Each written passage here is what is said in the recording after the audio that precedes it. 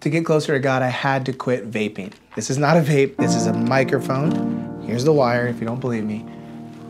God told me through my wife, after she found me with my vape, that I was trusting vape more than I was trusting him. I was running to vaping instead of running to him with my anxieties. This is not a video about vape. This is a video about getting closer to God. But the first step is repentance.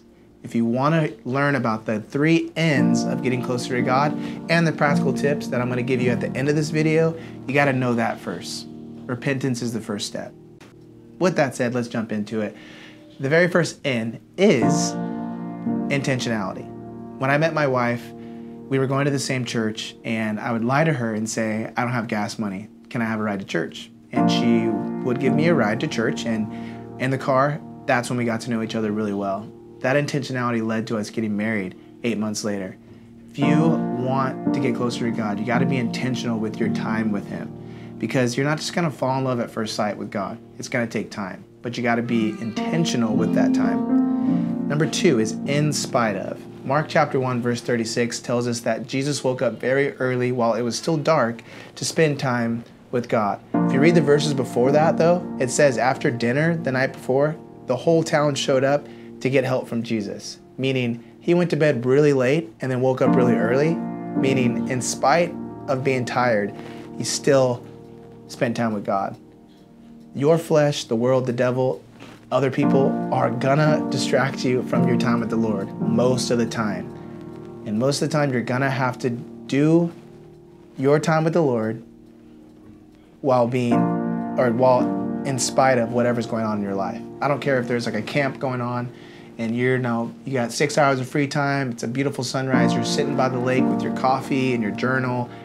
Even if you're in that situation, a cute boy's gonna walk by, a cute girl's gonna walk by, your coffee's gonna run dry.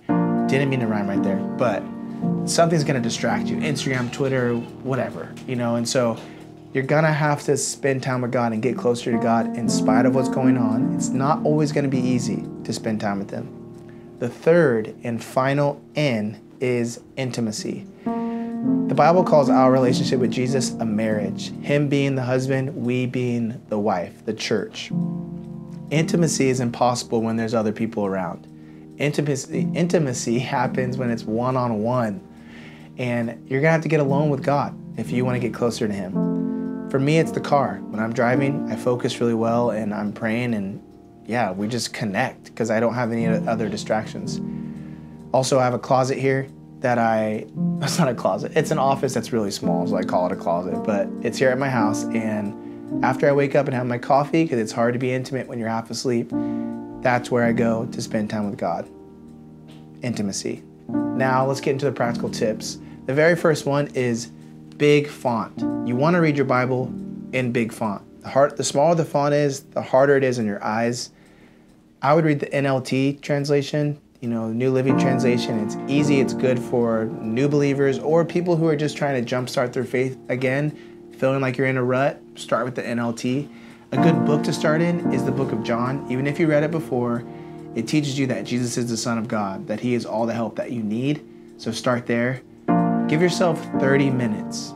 30 minutes. My mentor gave me this advice and it helped me so much. Because of smartphone culture, we want to get information and get help right away instead of giving God the time to speak to us. He's a gentleman, so he's not just gonna bust through your brain and say, hey, listen to me. He whispers, he's gentle. He is our husband, or he's our spouse. We gotta slow down, spend time and talk to him. Last but not least, pray before you read. This book is not like another series in Harry Potter. It's not a magazine.